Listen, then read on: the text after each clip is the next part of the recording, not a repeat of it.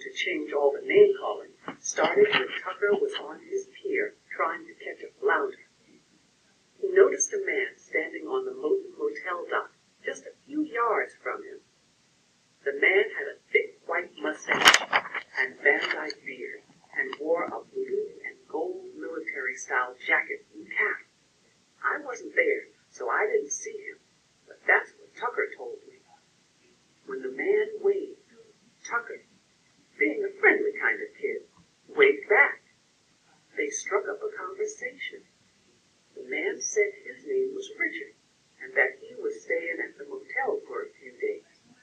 His home was in Manteo on Roanoke Island, not far from the Outer Banks, where he worked with the U.S. Life-Saving Service. Tucker figured what he meant was that he was with the U.S. Coast Guard. Tucker was pretty knowledgeable about the Coast Guard, but he had never heard of this life-saving service. Tucker asked the man if he liked to fish. Richard said yes. He'd been a commercial fisherman before he became a captain in the life-saving service. As a lifesaver, he said, he and his men went into the ocean in the middle of hurricanes and nor'easters to save passengers and crew members whose ships were sinking. Of course, anything about water fascinated Tucker, so he must have asked this Richard a million questions. Richard didn't seem to mind, though. He said he didn't get to talk to kids much anymore.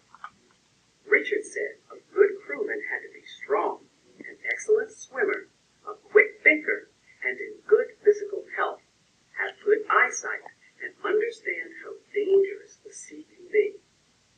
He told so many stories about life-saving that Tucker wished he could enlist right away, and said so.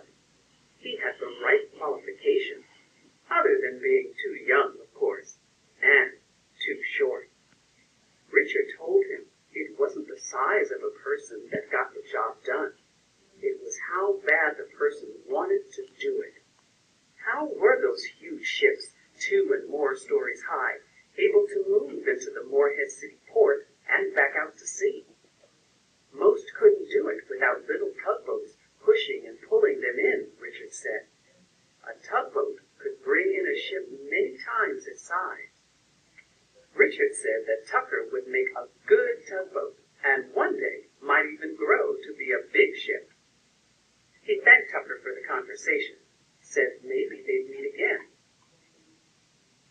And then the man wandered off back toward the motel. Tucker said for the rest of the afternoon, he thought over what Richard had said. A few days later, Tucker decided to go with his dad to the Atlantic Beach Pier to fish. His daddy worked there as a cook. For some reason, I couldn't go that day. I've always wished I had. Tucker said he took his surfboard too, in case fishing got slow. It was early morning, but a hot July wind blew in from the southwest, making the waves choppy and sandy. The tide was going out. Hardly anybody was on the pier, which was another hint that the fish might not be biting. Tucker said only one guy was in the water, floating on a red raft like a huge jellyfish. After a good hour had passed and he hadn't got a bite, Tucker left his rod and reel with his father in the pier restaurant's kitchen and went surfing. After he swam out far enough, he climbed onto his surfboard and rode a wave in. When he glanced back at the pier, guess who he saw? His new friend, Richard, on the pier clapping for him. At least this time he had on shorts and a regular shirt. Tucker said he bet Richard had about burnt up in that heavy uniform the other day.